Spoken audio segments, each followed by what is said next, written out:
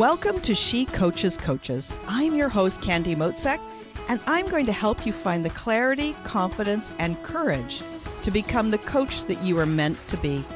If you're a new coach, or if you've always wanted to be a life coach, then this is the place for you. We're going to talk all about mindset and strategies and how to, because step by step only works when you have the clarity, courage, and confidence to take action.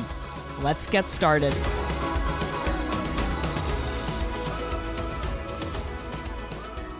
Hi there and welcome. I am so glad to see you here.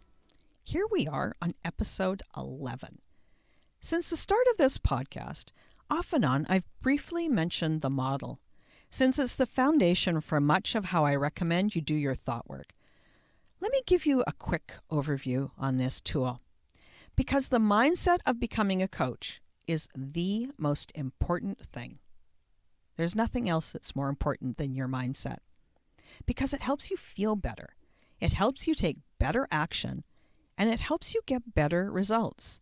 And if you're not liking the results that you're getting, it's going to help you to change that so you get the results you want. So let me dive in. When you think of this model, it's kind of like a ladder. It talks about how we create all the results in our life. How much money we make, how many clients that we have, the kind of house that we live in, the kind of car we drive, what our relationships are like, everything. This is something that was codified by Brooke Castillo. She didn't create it, but what she did was systematize and classify the way the world works so it could be used to help us gain awareness of our mind. The model is very similar to CBT, Cognitive Behavioral Therapy. I went to the Google for a quick definition of CBT to share with you, and here's what it says. CBT works by changing people's attitudes and their behavior by focusing on the thoughts, images, beliefs, and attitudes, and how these processes relate to the way a person behaves. Now, most of us are used to taking action. We are the doers, the overachievers, the strivers, the goal-getters. When in doubt, we go do stuff. But we don't always get the results we expect. And the model explains why. So let me explain this to you. There are 5 components, 5 rungs on that ladder that I talked about, and they are circumstances, thoughts, feelings, actions, and results. And the ladder looks like this. On the very top rung, you write a C for circumstances.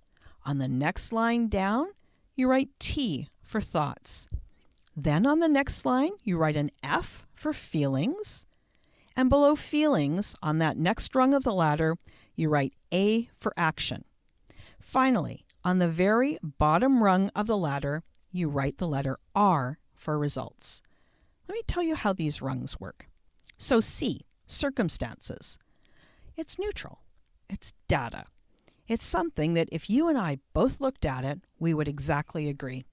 For example, if you stood on the scale, there's going to be a number. Maybe it's 150 pounds. You and I would both stand there and look at that scale, and we would agree. It says 150. Or maybe we look at the thermostat in your house, and we see that it reads 72 degrees. You and I could stand side by side, and we would both agree. We see that number 72 degrees. More examples of circumstances are things like your bank balance and the number of coaching clients that you have today. The next line down is T. It stands for your thoughts. These are your thoughts, your opinions about that circumstance. I talked a bit about your thoughts in episode 2, and I gave you a great 5-minute exercise to get clear on what's going on in your mind. You use that thought download, 5 minutes a day, to clean out the junk drawer of your habit thoughts. Or you can use it anytime you're feeling frustrated or angry or overwhelmed or confused. Anytime you've got what I would classify as a negative emotion, you can use it to get clarity and give yourself some space to calm down. So we're still on that T line, And let's go back to the example of 150 pounds on the scale. So what do you think about 150 pounds?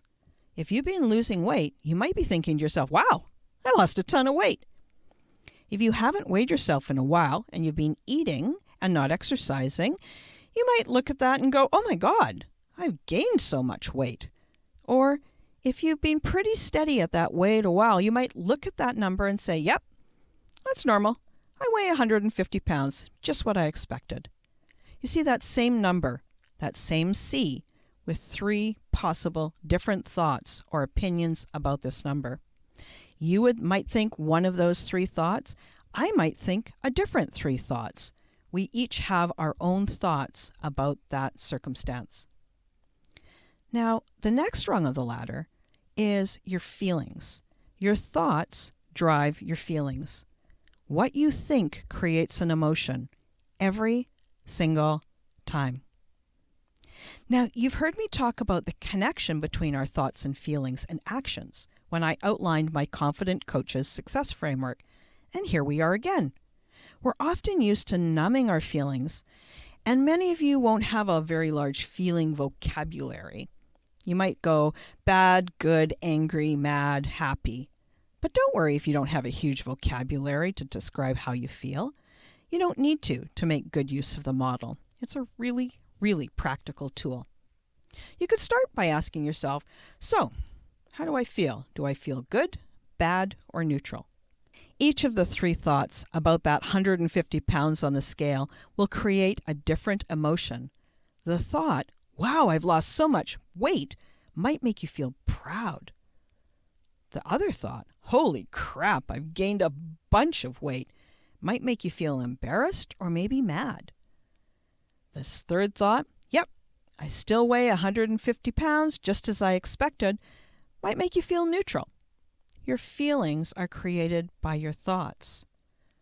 So when you change how you think, you directly affect your emotions. Why is this important? Because your emotions drive your actions or inaction.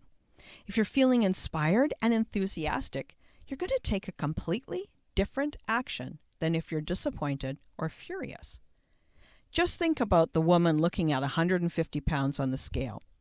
If you're feeling proud, you might stand up tall because you're feeling good. When it's time to make dinner, you're going to remember you're eating healthy and want to keep feeling good, so you continue to make healthy choices. Now, if you're feeling sad and dejected when it's time to make dinner, you might think, why bother? I'll just grab whatever and sit on the couch and watch TV while I scarf it down. Both of these women are eating dinner, each taking action from a different emotion. It's pretty easy to imagine that the woman who feels proud and is going to create results that reflect that good feeling, a healthy, vibrant body, compared to the woman who is sad, who might just sit on the couch and eat potato chips and pull the blanket over her head. You can imagine how the results that each of those women get are completely different. Now, sometimes the action that you take is nothing or inaction. We can choose to not do something, not exercise, not drink water, not make that phone call, not invite somebody to be a coaching client. We procrastinate, delay, avoid. All of these inactions create another result, probably one that we don't really want. So do you see how this works? How you think about something in your life. When you're thinking specific thoughts, those thoughts change how you feel. And then how you feel, those emotions, drive your action. The sum of your actions creates your results. In the 150 pounds example, if you keep eating healthy, you may improve your overall health even more. Maybe the result is a much better managed type 2 diabetes or a consistent reduction in your blood pressure. And maybe you just think more clearly and feel better and sleep better. Or maybe you feel courageous enough to put your name forward for a speaking gig. Now, if you continue to eat unhealthy and eat more than your body needs, the number on the scale may go up. You might need to buy some larger clothes. You may find out you have pre-diabetes. All of these potential results are a direct result of the actions that you've taken. And those actions were spurred by how you were feeling and what you were thinking. So your results are created by your thoughts. Do you see what I mean? Just like in previous episodes where I spoke about that thought, feeling, action triad, here it's showing up again. How you think creates your results. If you want to know why something isn't working, look at your thoughts, because the model is always working.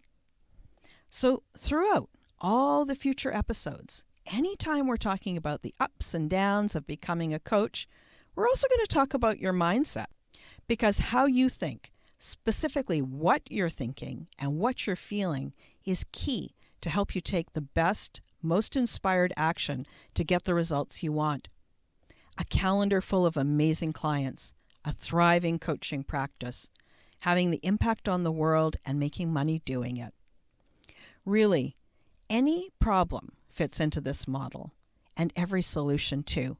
And I can't wait to show you guys how all of that works, including how you sign clients and start to fill your coaching business. Please make sure you hit that subscribe button, and that way you're going to get all the future episodes into your podcast app. Then, also, it would be really helpful, and I would appreciate it if you would leave a review for me on iTunes, Apple Podcasts. That would be so fantastic. Between now and the next episode, I would encourage you to think about this model. Do you see how it works? Do you see how you could use this to understand and help you become a better coach? Hey, if you don't have somebody who's helping you walk through the step-by-step process of setting up your coaching business, please reach out to me and let's have a conversation. You can click on the link in the show notes. So that's it for today. Now, before I wrap up, I want to tell you about my free membership site. It's the one that I created to help you start your business and become a coach. It's called the Coach's Online Business Academy. And here's how it works. When you sign up for your free account, you're going to get immediate access to a whole bunch of resources, and it is all free. I've got a quiz to help you narrow down your niche, a pre-recorded 5-day training to kickstart your coaching business, and a whole bunch of other PDF guides and checklists, including 147 proven coaching niches, exactly what to do when you're starting out as a brand new coach, and ideas for how to find paying clients. Every month, I'm going to add more free resources to this vault. Now, you only need to sign up once, and you're going to get access to all of the resources that are in there now and all the new ones as I add them too. It's a super valuable resource, and I am so pleased to be able to share this with you. Click on the link in the show notes and sign up today. We'll talk to you next week. Thanks again for listening today. Please hop on over to Apple Podcasts and leave a review. Also, I would love to hear from you. Did something that I say resonate? What else would you like to learn about? Click the link in the player and leave a comment on the post. This is going to give me great ideas for future episodes so I can help you best. Join me again next week for more coaching, support, and teaching to help you become the confident coach you are meant to be.